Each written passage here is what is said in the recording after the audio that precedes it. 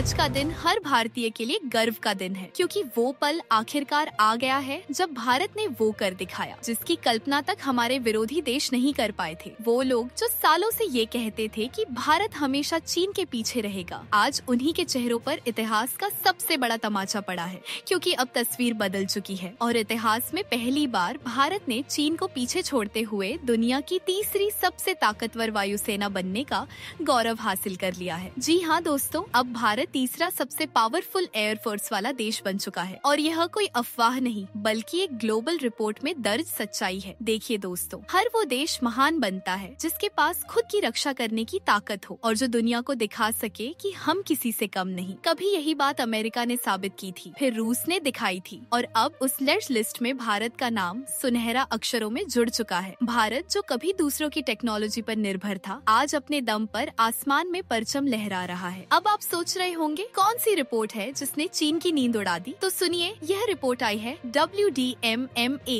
World directory of modern military aircraft की तरफ से, जो हर साल दुनिया की तमाम वायु सेनाओं की क्षमता, आधुनिकता, प्रशिक्षण और युद्ध तैयारी का आकलन करती है। और इस बार की ग्लोबल एयर पावर रैंकिंग 2025 में भारत ने तीसरा स्थान हासिल किया है, जबकि चीन खिसक कर चला गया है चौथे नंबर पर। पहले स्थान पर है अमेरिका, दूसरे पर रूस और तीसरे पर हमारा गर्व भारत। अब सवाल ये उठता है कि आखिर ऐसा कैसे हुआ, जिस चीन के पास 5वीं पीढ़ी के एयरक्राफ्ट हैं, वो भारत से पीछे कैसे रह गया। दरअसल दोस्तों, ताकत सिर्फ संख्या से नहीं बल्कि क्वालिटी, तैयारी और रणनीति से मापी जाती है। भारत ने पिछले कुछ वर्षों में अपनी एयरफोर्स को इतना आधुनिक बना दिया है कि अब उसकी तुलना किसी से नहीं की जा सकती। राफेल, तेजस, सुखोई, मिराज, ये वो नाम हैं जिन्होंने आसमान में भारत की अलग पहचान बना दी है। और आने वाले समय में भारत का अपना 5वां पीढ़ी का फाइटर जेट प्रोजेक्ट AMCA पूरी दुनिया में चर्चा का विषय बनने वाला है। कभी भारत विदेशी विमानों का खरीदार हुआ करता था,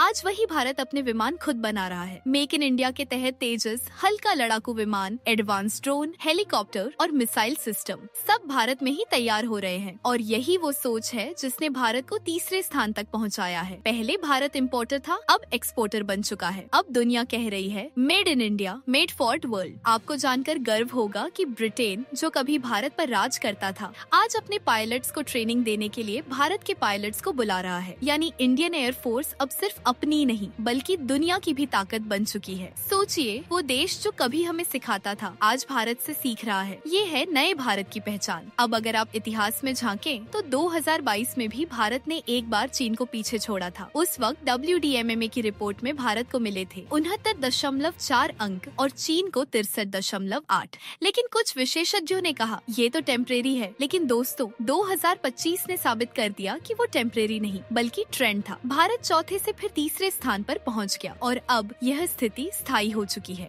दुनिया की सबसे बड़ी ताकत क्या होती है? संख्या नहीं, अनुशासन और सोच। भारतीय वायुसेना में ये दोनों बातें कूट कूट कर भरी है। हर मिशन, हर ट्रेनिंग, हर उड़ान एक अनुशासित सोच के साथ की जाती है। इसीलिए आज भारत को न सिर्फ एशिया में बल्कि पूरी दुनिया में एक अनुशासित और आधुनिक वायुसेना के रूप में देखा जा रहा है। रिपोर्ट आते ही चीन में हड़कंप मच गया। चीनी सोशल मीडिया पर बहस छिड़ गई। कुछ लोग बोले रिपोर्ट झूठी है, कुछ ने कहा ये संभव नहीं। लेकिन सच यही है कि भारत की शक्ति अब छिपाई नहीं जा सकती। अब चाहे चीन माने या ना माने, भारत अब तीसरे स्थान पर है और यही कड़वी सच्चाई है। भारत का डिफेंस सेक्टर अब रिवॉल्यूशन के दौर से गुजर रहा है। जहां पहले भारत विदेशी डील्स पर निर्भर था, वहीं अब DRDO, HAL, BEL जैसी संस्थाएं भारत को आत्मनिर्भर बना रही हैं। तेजस ने दुनिया को दिखाया कि भारत न सिर्फ लड़ेगा बल्कि जीतेगा भी। और अब AMCA प्रोजेक्ट भारत को 5वें जनरेशन क्लब में शामिल करने वाला है। सिर्फ हवाई शक्ति ही नहीं बल्कि एशिया की पावर रैंकिंग में भी भारत चमक रहा है। लोवी इंस्टीट्यूट की रिपोर्ट बताती है भारत ने जापान को पछाड़कर एशिया का तीसरा सबसे शक्तिशाली देश बन गया है। ये रैंकिंग केवल सेना पर नहीं बल्कि आर्थिक,